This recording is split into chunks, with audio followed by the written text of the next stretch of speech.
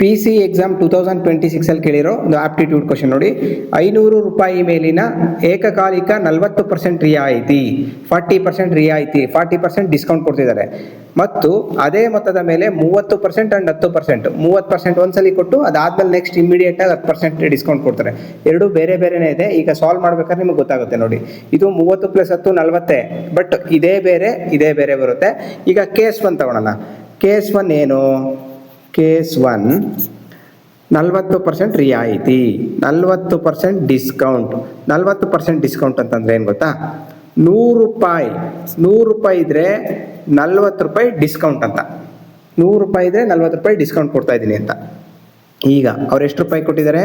500 ರೂಪಾಯಿ ಕೊಟ್ಟಿದ್ದಾರೆ.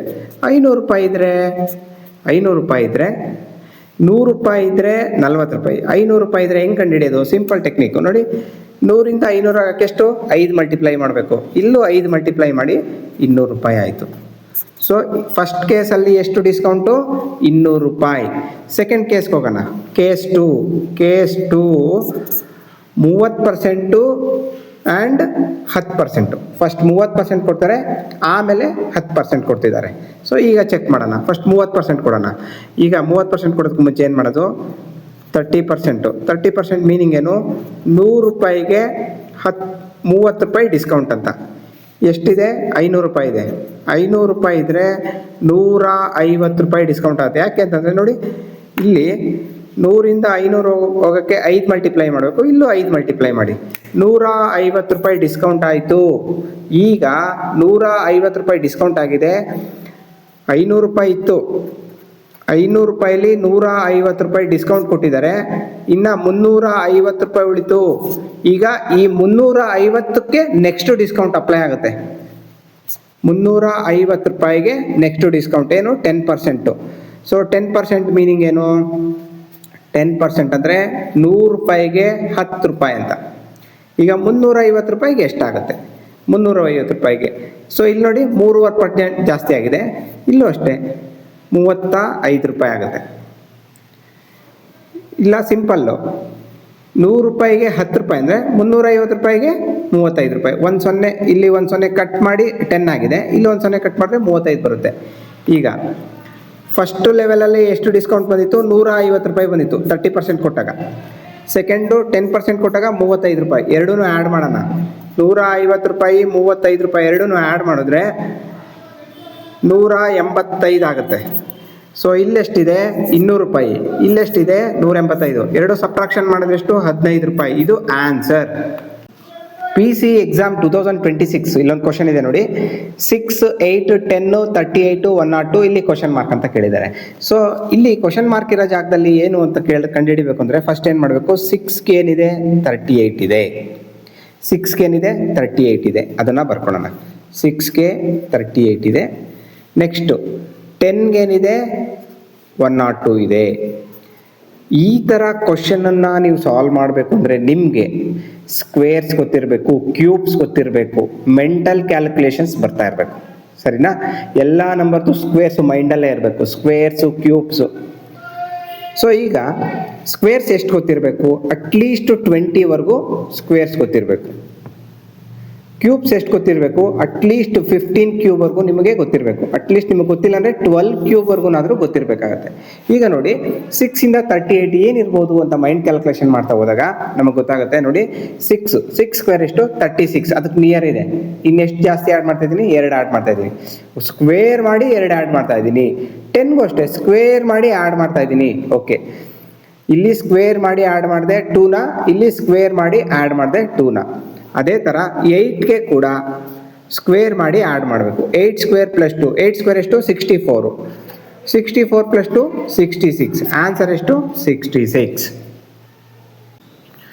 ಒಂದು ಶಂಕುವಿನ ವಕ್ರ ಮೇಲ್ಮೈ ವಿಸ್ತೀರ್ಣ 538 ಸೆಂಟಿಮೀಟರ್ ಸ್ಕ್ವೇರ್. ಅದರ ಓರೆ ಎತ್ತರ 12 ಸೆಂಟಿಮೀಟರ್. ಅದರ ತ್ರಿಜ್ಯ ಎಷ್ಟು?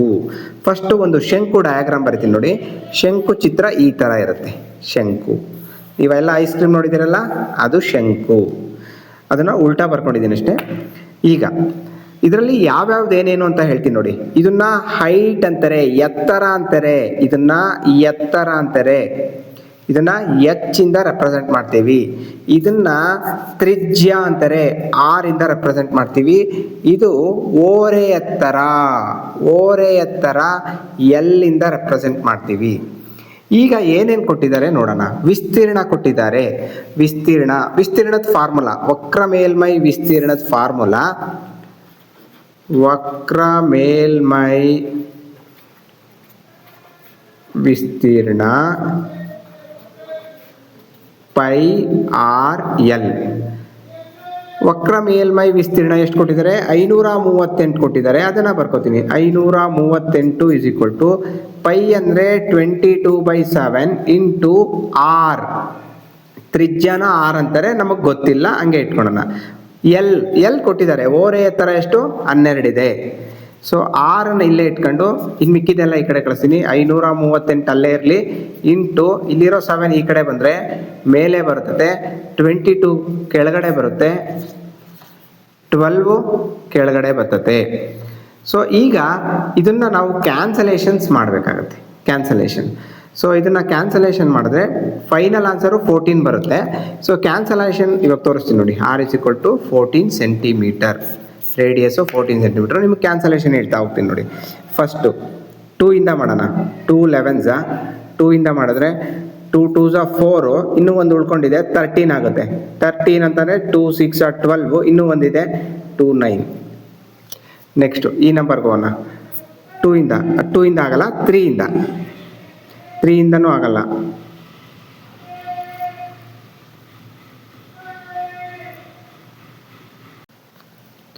ಎಲ್ ಅಂದರೆ ಪ್ಲಸ್, ಎಮ್ ಅಂದರೆ ಮೈನಸ್, ಎನ್ ಅಂದ್ರೂ ಮೈನಸ್ ಅಂತಲೇ ಕೊಟ್ಟಿದ್ದಾರೆ. ಒಂದು ಕೋಡ್ ಕೊಟ್ಟಿದ್ದಾರೆ, 1L 9M 9N 1 ಅಂತ ಕೊಟ್ಟಿದ್ದಾರೆ.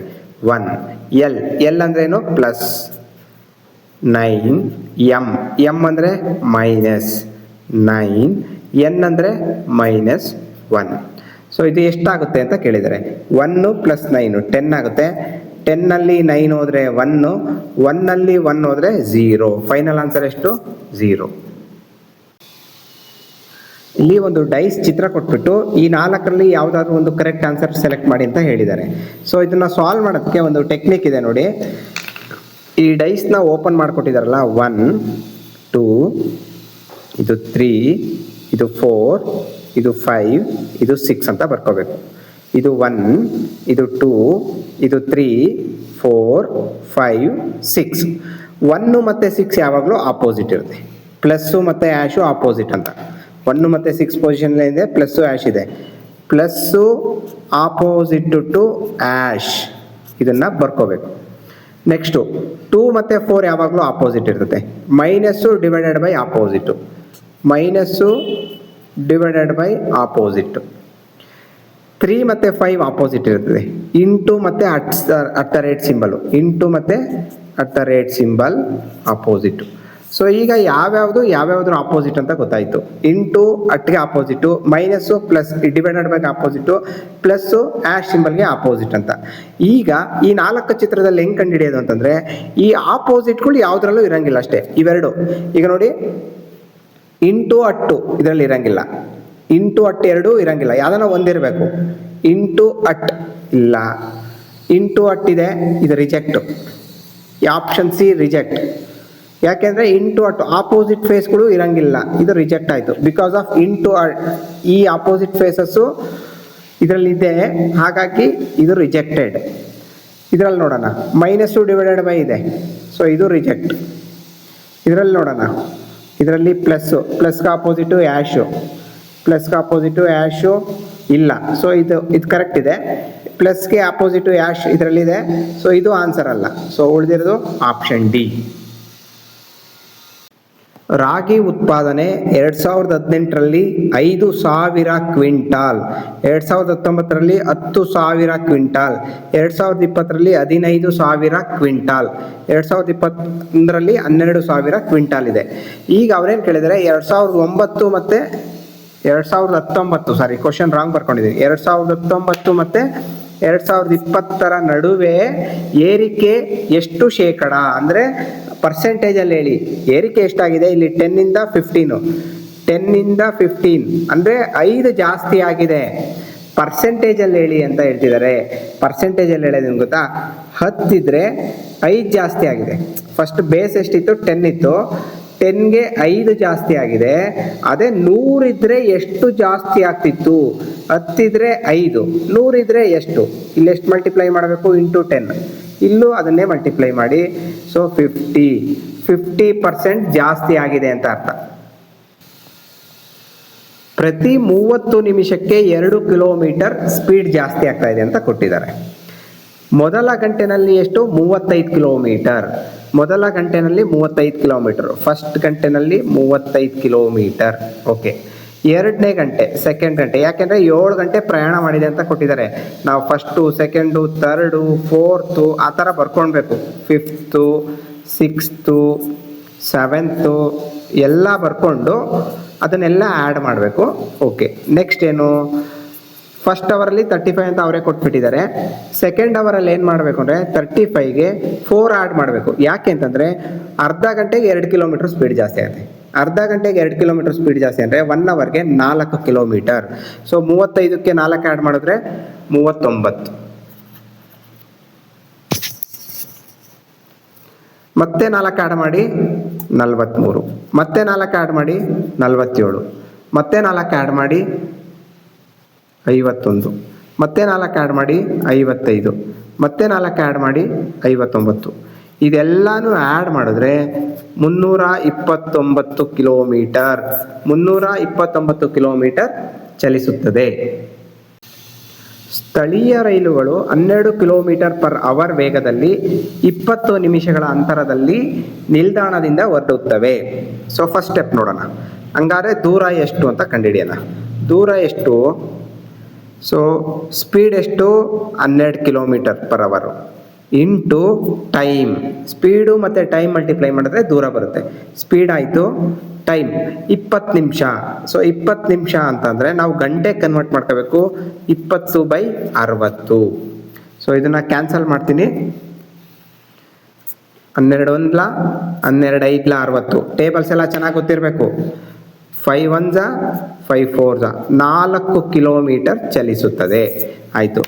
ನೆಕ್ಸ್ಟು, ಎದುರಿನಿಂದ ಚಲಿಸುವ ವ್ಯಕ್ತಿ 12 ನಿಮಿಷಗಳ ಅಂತರದಲ್ಲಿ ರೈಲುಗಳನ್ನು ಭೇಟಿಯಾಗುತ್ತಾನೆ. ಈಗ ಒಂದು ರೈಲು ಮತ್ತು ಒಬ್ಬ ಪರ್ಸನ್ನು ಎರಡೂ ಇದೆ. ಸೊ ಹಾಗಾಗಿ ಸಾಪೇಕ್ಷ ವೇಗ ಕಂಡುಹಿಡಿಬೇಕು. ರಿಲೇಟಿವ್ ಸ್ಪೀಡ್ ಅಂತಾರೆ. ಸಾಪೇಕ್ಷ ವೇಗ ಇಸ್ ಈಕ್ವಲ್ ಟು ದೂರ ಡಿವೈಡೆಡ್ ಬೈ ಸಮಯ. ದೂರ ಡಿವೈಡೆಡ್ ಬೈ ಸಮಯ. ದೂರ ಎಷ್ಟು, 4 ಕಿಲೋಮೀಟರು. ಈಗ ಸಮಯ 12 ನಿಮಿಷ ಅಂತ ಹೇಳಿದ್ದಾರೆ.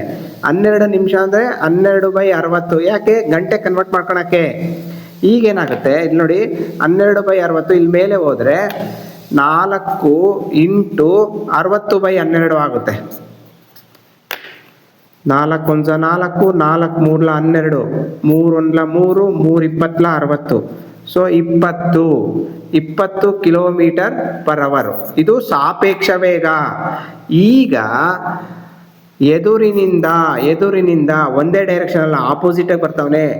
ಆಪೋಸಿಟಾಗಿ ಬರಬೇಕಾದಾಗ ಸಾಪೇಕ್ಷ ವೇಗ ಏನು ಅಂತಂದರೆ, ಸಾಪೇಕ್ಷ ವೇಗ ಇಸ್ ಈಕ್ವಲ್ ಟು ರೈಲಿನ ವೇಗ ಪ್ಲಸ್ ಮನುಷ್ಯನ ವೇಗ. ಆಪೋಸಿಟ್ ಬರ್ಬೇಕಾದ್ರೆ 2 ಆ್ಯಡ್ ಆಗುತ್ತೆ. ಸೇಮ್ ಅಲ್ಲಿದ್ದಾಗ 2 ಮೈನಸ್ ಆಗುತ್ತೆ. ಇದು ಗೊತ್ತಿರಬೇಕು. ಈಗ ಸಾಪೇಕ್ಷ ವೇಗ 20 ಆನ್ಸರ್ ಗೊತ್ತಿದೆ. ರೈಲಿನ ವೇಗ 12 ಅದು ಗೊತ್ತಿದೆ. ಮನುಷ್ಯನ ವೇಗ ಎಷ್ಟಿರಬೇಕು, 20 ಆಗಬೇಕು ಅಂದರೆ 12ಗೆ ಏನು ಆ್ಯಡ್ ಮಾಡಬೇಕು, 8. ಮನುಷ್ಯನ ವೇಗ 8 ಕಿಲೋಮೀಟರ್ ಪರ್ ಅವರ್. ಹಾರ್ಟ್ ಕೋಡು SVZIG ಅಂತ ಕೊಟ್ಟಿದ್ದಾರೆ. ಮೈಂಡ್ಗೆ ಏನು ಅಂತ ಹೇಳಿದ್ದಾರೆ. ಸೊ ಇದಕ್ಕೆ ನೋಡಿ, ಇದೊಂದು EJOTY HRT ಅನ್ನೋ ಒಂದು ಕೋಡ್ ನೆನ್ಪಿಟ್ಕೊಂಡ್ರೆ ಈ ಥರ ಕ್ವಶನ್ ಸಾಲ್ವ್ ಮಾಡೋದು ತುಂಬ ಈಸಿ. ಸೊ ಹೇಳ್ಕೊಡ್ತೀನಿ ನೋಡಿ. E ಅನ್ನೋದು 5ನೇ ಲೆಟರ್, J ಅನ್ನೋದು 10ನೇ ಲೆಟರ್, ಇದು 15ನೇ ಲೆಟರ್, ಇದು 20ನೇ ಲೆಟರ್, ಇದು 25ನೇ ಲೆಟರ್. ಈಗ ಹೆಚ್ ಬೇಕು ಅಂತಂದ್ರೆ ಏನು ಮಾಡ್ತೀವಿ ಅಂತಂದರೆ ನೋಡಿ, ಇಂದ ಪ್ರೊನೌನ್ಸ್ ಮಾಡಿ. EFGH, E 5, F 6, G 7, H 8 ಇಲ್ಲಿ ಬರ್ಕತೀನಿ. ಯಾವ್ಯಾವ ಲೆಟರು ಎಷ್ಟೆಷ್ಟನೇ ಅಕ್ಷರ ಅಂತ ಬರ್ಕೊತೀನಿ. ಇ ನೋಡಿದ ತಕ್ಷಣ ನಮಗೆ ಎಜಾಟಿ ಕೋಡ್ ಗೊತ್ತಿದ್ರೆ 5 ಅಂತ ಬರ್ಕೋತೀವಿ. ಎ ನಮಗೆ ಗೊತ್ತಿದೆ 1. ಆರ್ ಬೇಕು ಅಂದ್ರೆ ಏನ್ ಮಾಡ್ತೀನಿ ಅಂತಂದ್ರೆ ಈ ಲೆಟರಲ್ಲಿ ಯಾವ್ದಕ್ಕೆ ಹತ್ರ ಇದೆ ಆರ್ ಅಂತ ನೋಡ್ಕೋತೀನಿ.